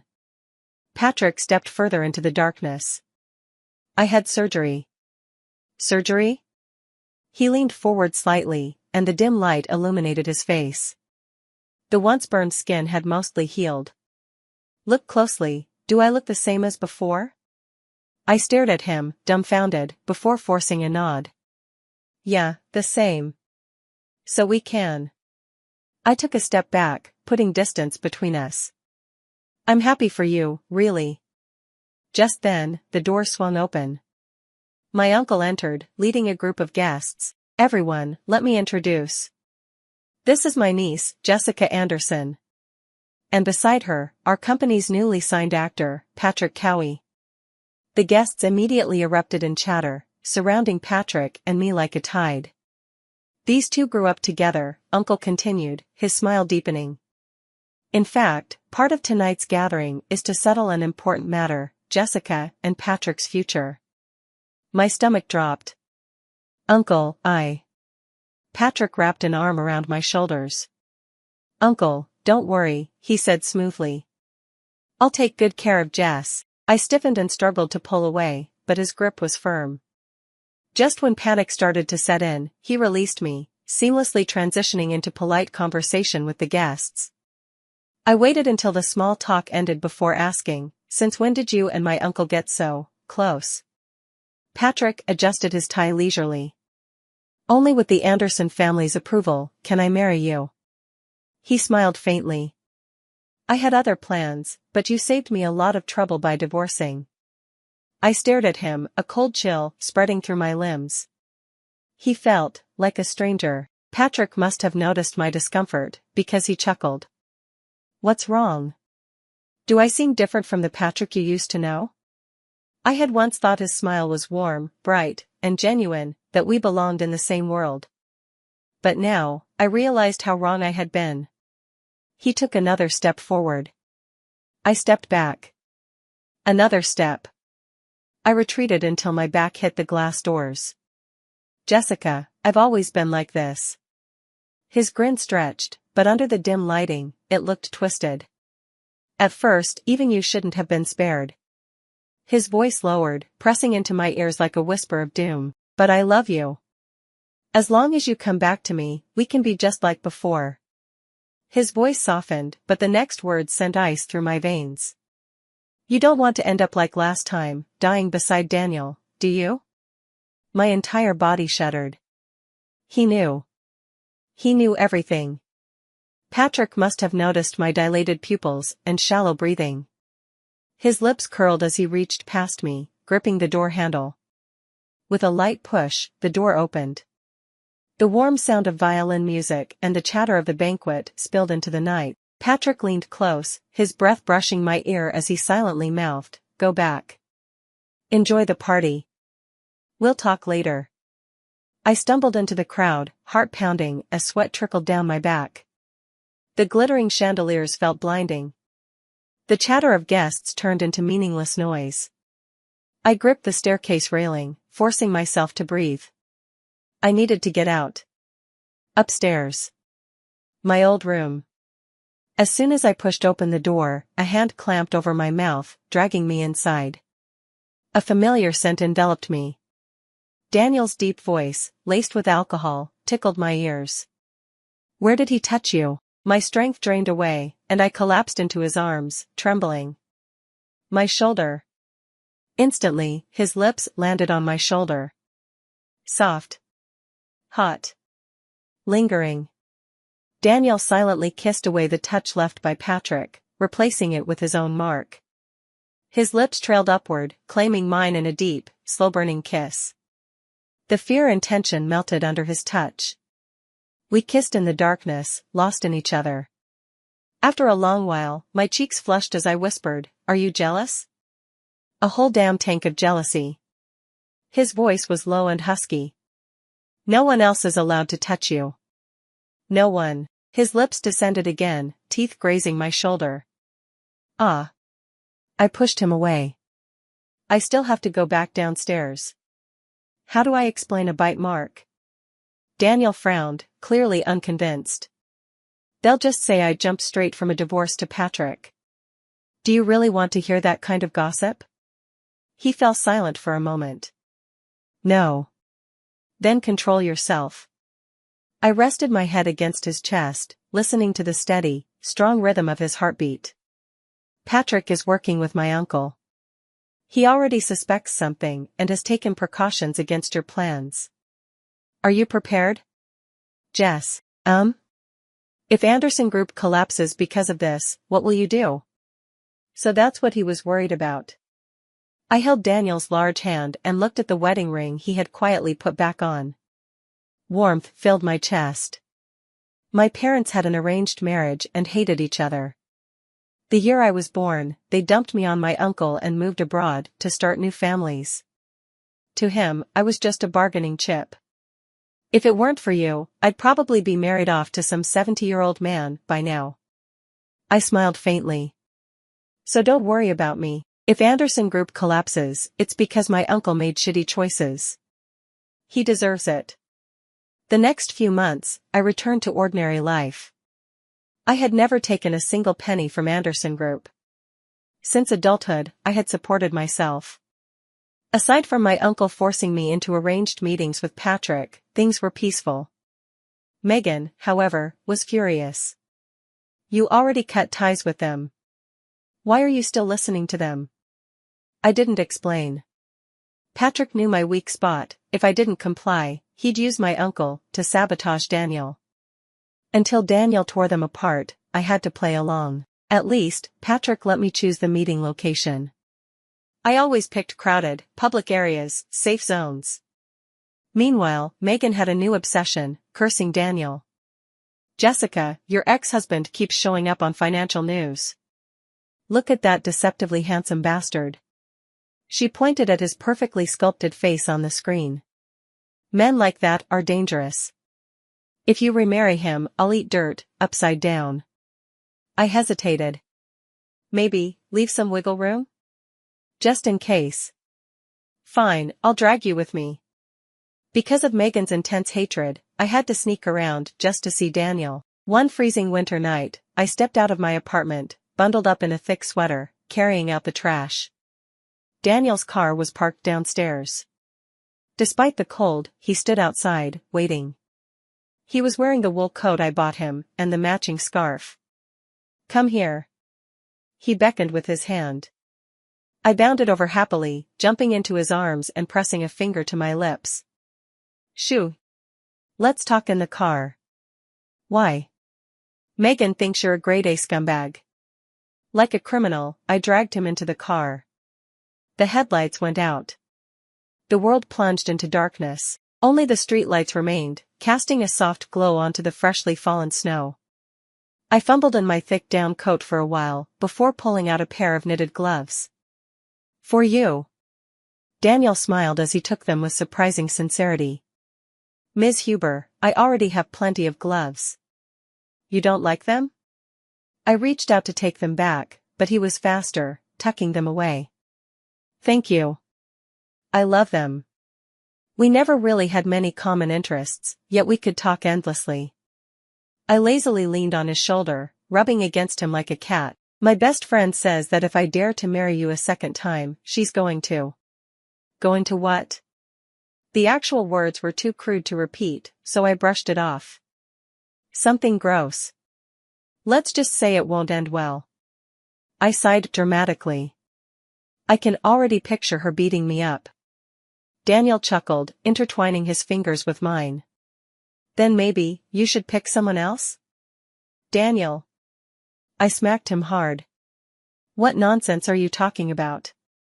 He lowered his gaze, saying nothing, but quietly wrapped my hands in his palms. His fingers were long, perfect, large enough to cover both of mine entirely. I want to stay with you, I murmured, my spirit suddenly dimming. Lately, I had been having nightmares. Each time, I dreamed of Daniel telling me to live well on my own. I'd wake up with swollen eyes from crying. Jess, Daniel started hesitantly. I meant, if one day, we were suddenly separated. Before he could finish, a tear landed on the back of his hand, cutting him off. A sigh came from above. He wrapped me in his arms, stroking my hair. It was just a hypothetical. Even hypotheticals are scary, I mumbled. I never received my parents' love growing up, so when someone treats me well, I can't help but love them back. Patrick was like that. And at first, so were you. But later, it became different. When you love someone, they can make you happy, but they can also make you sad. But my feelings for you are beyond that. I don't just want to see you happy, I want you to have everything good in the world. I even watch what I say, afraid of upsetting you. My emotions seem tied to yours, so if you tell me we have to part, I'll be in pain. Daniel kissed my hair, letting out a deep sigh. Jess, you're in love with me. Then don't leave, okay? You promised you'd never refuse my requests. He made a soft sound of agreement, patting my back reassuringly. Okay. I won't leave. The next morning, I walked out of my bedroom with puffy eyes. Megan Brown was munching on a pork cutlet bun, raising an eyebrow at me. You cried last night? Can you get me some ice? She got up and rummaged through the freezer, pulling out an old, expired ice pop and shoving it onto my eyelid. By the way, I saw you getting into a luxury car last night. I kept silent. She rolled her eyes. Let me guess. You got back together with your ex, he humiliated you, and now you're crying under the covers about a man again. Have some dignity, woman. It's not like that, he's actually. Stop right there. She covered her ears. If I hear you praise that man one more time, I'm kicking you out. I gave up fighting and picked up my soy milk, puffing out my cheeks as I stared at her. She frowned. Swallow. Did your brain run off with your ex-husband? You forgot how to eat now? Pfft. I spat the soy milk straight out. Before she could curse at me, I ran to the bathroom and started dry heaving. Megan, now with soy milk all over her face, stormed in with a glass of water, smacking my back. Holy hell, what's wrong with you? Are you okay? Do I need to call an ambulance? I grabbed her arm. Don't move, damn it. Do you even realize how pale you look? I clutched her tighter, whispering, I'm pregnant. What the hell are you? She suddenly froze. Then she whispered, holy shit. Minutes later, she dragged me into a taxi. Patrick called. Jess, where are you? I just remembered. Today was supposed to be our date. Sorry, something urgent came up. Where? Send me the address. Before I could reply, Megan snatched the phone and turned it off. You're really keeping this a secret? Not telling the baby's father? Damn, Jessica, you're really something else. Shutting off the phone was safer. I sighed. Please keep this between us. Don't tell your family, I don't want the Andersons to find out. She was still sulking but eventually muttered, so you're really keeping it? Yeah. Fine. If you're having it, I'll be the kid's badass aunt. Women hold up half the sky, what's raising one child? The taxi radio played the news as we rode in silence. Anderson Group was in trouble. The scandal broke this morning. It involved a long-buried construction accident from years ago.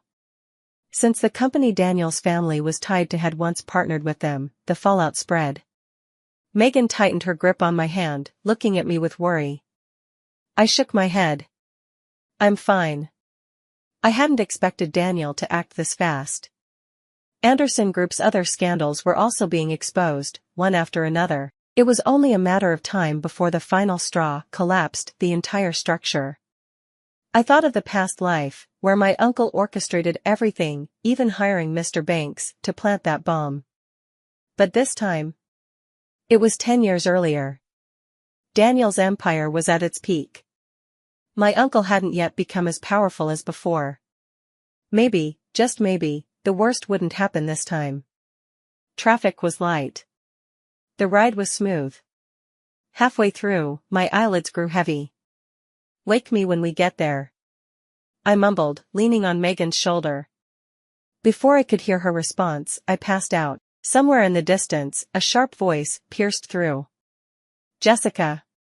Open your damn eyes. The grating sound of metal grinding dragged me from unconsciousness. I felt heavy. Slowly, I opened my eyes. Cold cement beams. The stench of industrial oil and damp concrete. I turned my head. Megan Brown was struggling, bound by thick ropes. Jesus, finally, she huffed. Get over here and untie me. The realization hit me like a truck. I jolted upright, scanning my surroundings.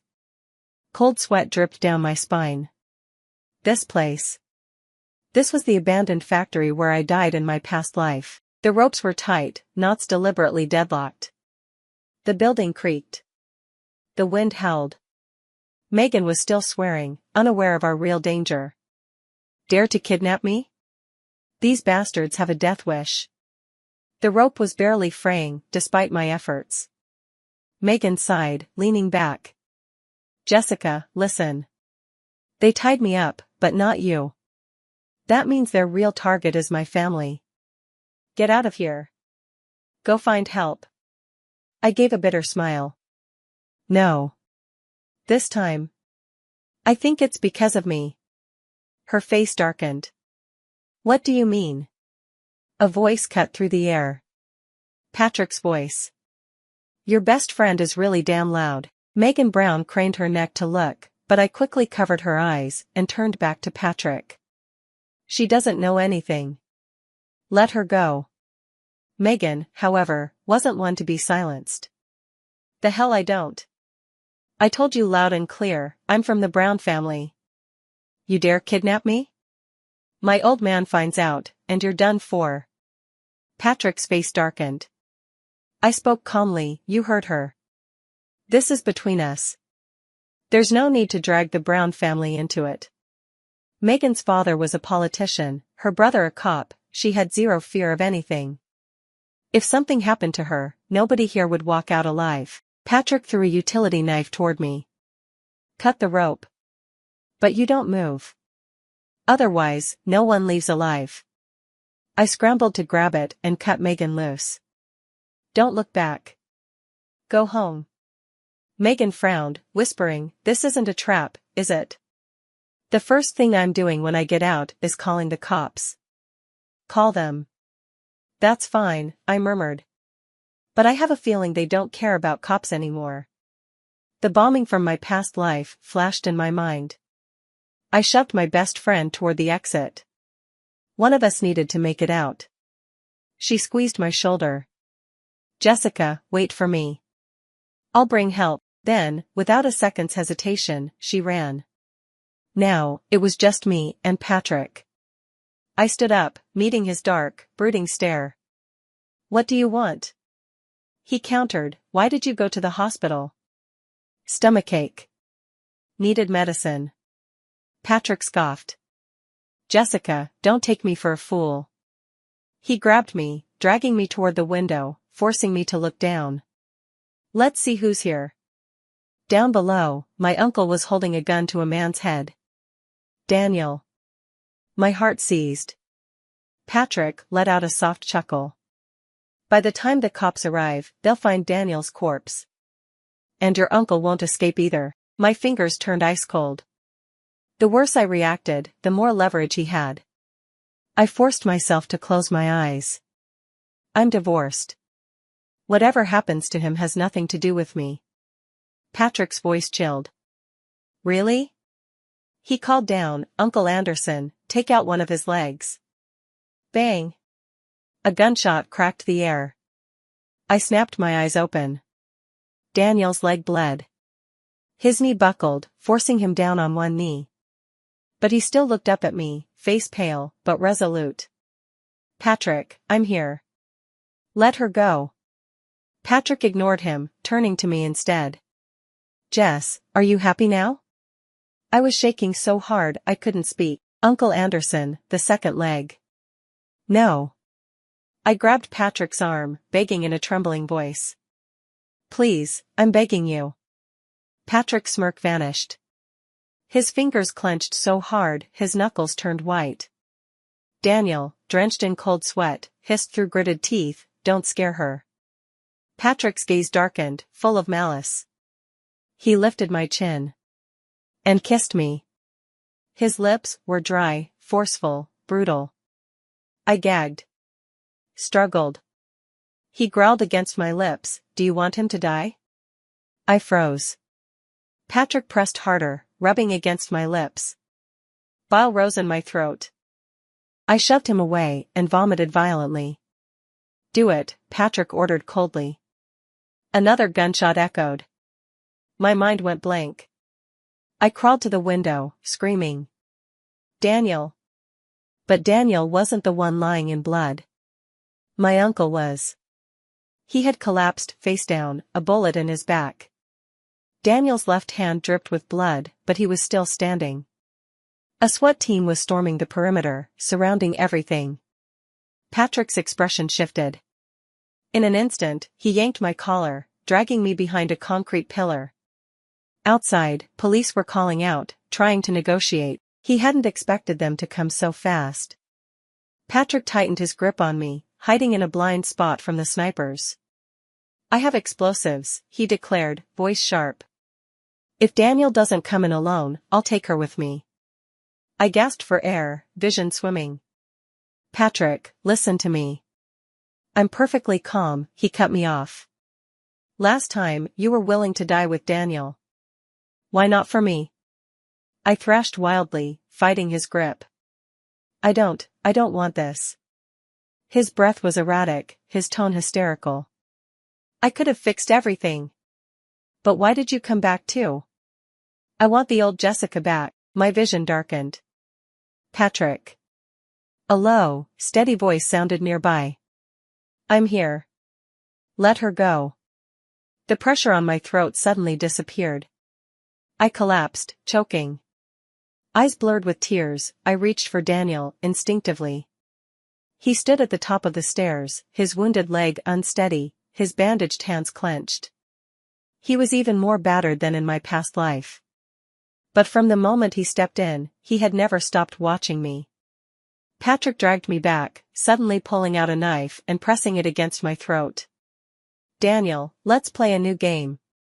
He pointed to a jacket not far away. Put that on. My heart dropped. That jacket. I knew it too well. No. You can't wear it. I struggled violently, screaming for the first time. You can't. Patrick laughed wildly, losing it completely. Jess, last time, Daniel was willing to die for you. What about you? How much do you love him? No, I dug my nails into Patrick's wrist, clawing desperately. He gripped me harder. You think he can beat me? Even if he protects you, what's the point? If you didn't come out, I still could have walked in and taken you. I've been waiting for this day. Today, either he dies, or you do. Daniel, expression calm, said simply, step away from her. I'll wear it. Daniel. Get out of here. I screamed until my voice broke. He acted like he didn't hear, watching the knife at my throat, then quickly pulling on the jacket. Beep. A countdown began. I shut my eyes. Patrick suddenly shoved me forward. Jessica, choose. I staggered. Tears blurring my sight, I stepped toward Daniel. He backed away. Jess, don't. His voice was calm but firm. It's wired with explosives. I froze. I wasn't afraid of dying. But choosing Daniel here, in front of Patrick, would only push him further, even speed up the detonation. Jessica, admit it. Patrick sneered. You only love yourself. Just like your uncle, selfish and heartless. Daniel stepped back again, standing near the open window. He looked at me one last time, then spoke. Patrick, I'm sorry about your father. Patrick froze. Then, his entire expression twisted. You have no right to talk about my father. He stepped forward. Rich kids like you, do you even know what real love is? Daniel's voice was calm, almost cruel. Your father died because he broke safety regulations. He wasn't wearing a helmet. We paid the compensation he was owed. Shut up. Daniel smirked, coldly. You're nothing but a coward. The world had gone mad. Every word Daniel said struck Patrick's most vulnerable spots. Was he trying to get himself killed? Patrick suddenly pulled out a lighter and smashed it to the ground. Flames roared up instantly. The air was thick with the stench of gasoline. So that's what that smell was. Patrick had already doused the place. It was you people who ruined my life. His bloodshot eyes locked onto me as he stepped forward. The half-healed scars on his face, flickering under the firelight, made him look utterly terrifying. Jessica, why didn't you choose me? If you had just told me sooner that you didn't like a disfigured man, I wouldn't have gone so far on myself. A wave of cold realization crashed down on me. It really was him. You're insane. Yeah, he laughed, wild and deranged. Otherwise, how else would I use your guilt to get close to Daniel? Years of patience and pretending, and now he'd ripped off his mask completely. His laugh was like a broken bellows, sharp and grating. Jess, if you had picked me, it wouldn't have come to this. But now? It's too late. You brought this on yourself. His hand slid into his pocket. A remote detonator. I didn't even think. I turned and threw myself onto Daniel, holding him tight. Jessica. Daniel roared, and the next second. Bang. The window shattered. Everything went silent. A deafening ringing filled my skull, piercing like a needle. Daniel's ashen face hovered before me, his mouth moving, but I couldn't hear a word. I felt like I had been blown to pieces. My whole body was numb, weak. But dying with him? I wasn't afraid. Not afraid? Then why was I crying? The deafness only lasted a moment. Then, a tidal wave of voices crashed into my ears. Suspect has been neutralized. Body located on the second floor of the abandoned factory. Team 1 reporting, detonator is intact. Hostage secured. No additional explosive devices found on site.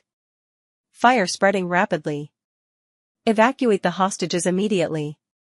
Someone was carrying me away. As I turned back, I saw Patrick. Lying motionless. Dead. A cold hand covered my eyes.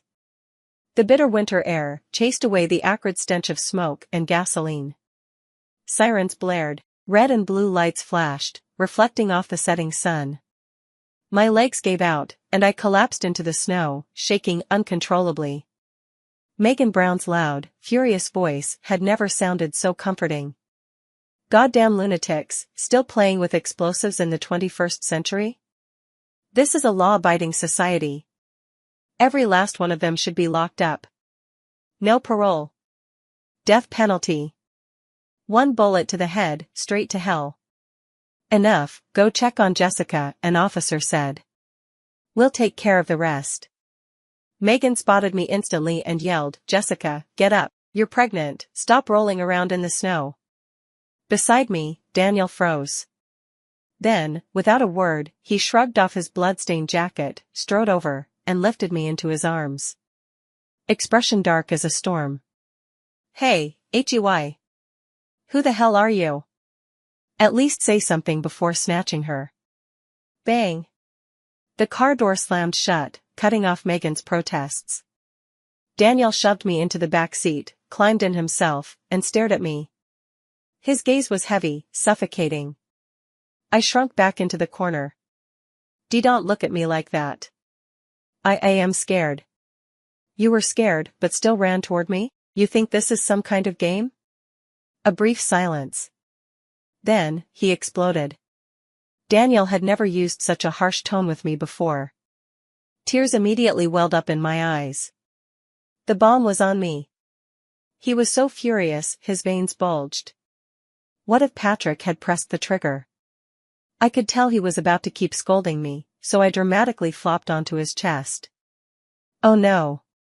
I'm so scared I fainted. Daniel choked mid-sentence. He took a deep breath, but his temple veins kept throbbing. Then, he suddenly hugged me, so tight I could barely breathe. It was only then that I noticed, his hands were shaking. I'm sorry. I shouldn't have yelled at you. His fingers ruffled my hair, voice low and rough as he tried to calm himself. I was going to jump out the window, he admitted. That way, even if the sniper missed, the explosion wouldn't reach you. But why did you run toward me? Since when were you that strong? I wasn't thinking. In the movies, when there's a bomb, you hit the ground. What was I supposed to do, hug Patrick instead? You. For a moment, Daniel was speechless. But we were alive. That was enough. Are your wounds all treated? I asked. Yeah. I don't believe you. Let me see. Jess, he chuckled, it's on my upper thigh. I immediately reached for his belt. We're an old married couple, what's there to be shy about? Outside, Megan's muffled voice drifted through the glass. Yeah, hi, I'd like to report a case of domestic violence. My friend got kidnapped by her husband. The next second, she yanked open the car door. Light flooded in. She froze. I was straddling Daniel's lap, hands midway through unbuckling his belt. We locked eyes. 3, 2, 1. Megan calmly closed the door. Actually, forget the domestic violence complaint. Do you guys handle animal abuse instead? At our wedding redo, Megan sat at the main table. She barely touched her food. When we reached her for a toast, Daniel smiled elegantly. I've heard a lot about you, Megan. He lifted his glass. Jess once said if she remarried me, something terrible would happen. Megan went stiff. Right. She had sworn, if she remarries that man, I'll eat shit standing on my head. We stared at each other. A moment of pure silence. How the hell did Daniel remember that? Megan forced a smile, raising her glass. Ahaha, well, that was in the past. Let's just cheers to a lifetime of happiness, yeah? Daniel smiled slightly. Thank you. As we walked away, I tugged on Daniel's sleeve, whispering, why did you have to bring that up? He smirked. I was curious. Really? I hesitated, then grinned. Come closer, I'll tell you a secret. I whispered something in his ear. Daniel's brows lifted. Then he smiled. I burst into laughter, clutching my stomach. If she actually did it, and dragged me into it too, what would you do, CEO Huber? Your reputation. My gleeful laughter filled the entire hall. Daniel just watched me, eyes brimming with endless warmth. After the wedding, our guests stayed at a beachside resort to celebrate. At dusk, I slipped out of my wedding gown and into loose, comfortable clothes. Wearing a sun hat with a soft fur brim, I bounced along the beach, hand in hand with Daniel. You always said you'd take me to the beach, but we never made it until now. You mean, before? Oh. I mean, the 38-year-old you. The words tumbled out before I could stop them. Daniel furrowed his brows. Sounds a bit old. Not at all.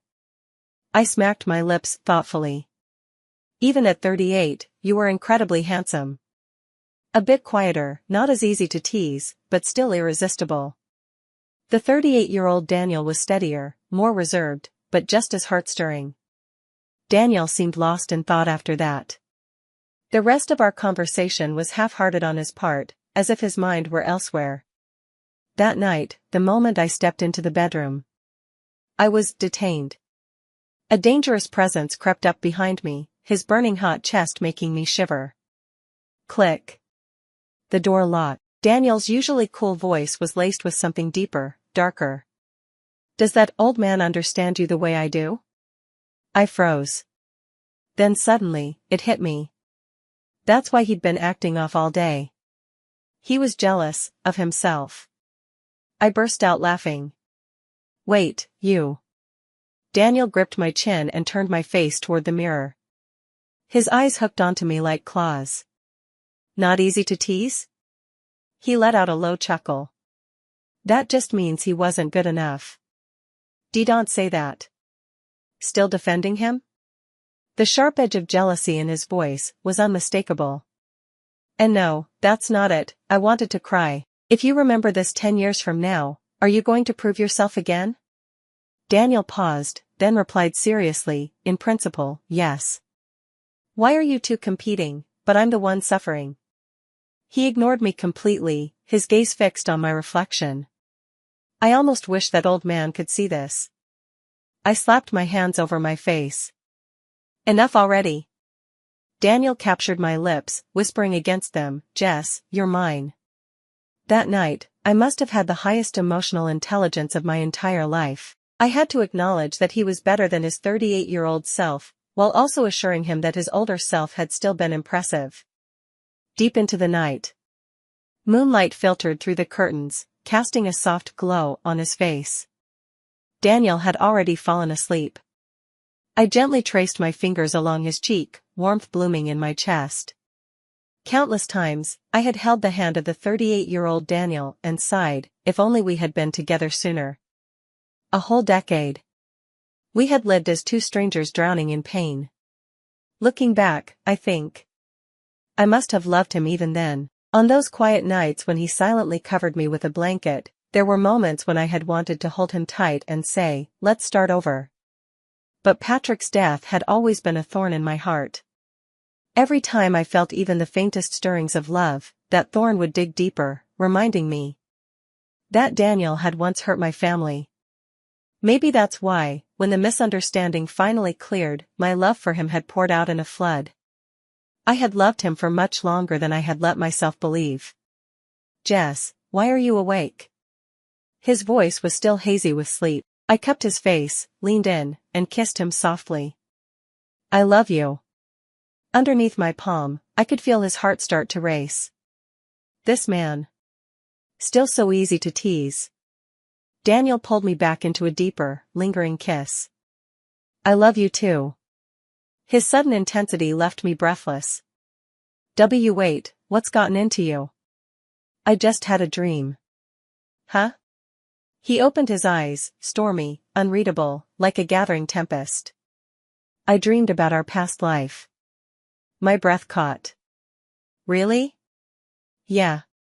He brushed my messy hair aside, staring at me like I was something precious. Jessica, I'm so grateful that we got another chance. The night stretched long. The moonlight shied away, and the wind whispered softly. Beneath the swaying curtains, the wind chimes sang in the dark. Heartbeat after heartbeat, racing in tandem. I became the ocean, embracing my moon, whispering. When did you first start loving me? Was it after we got married? The moon replied. No. I have loved you, for a very, very long time.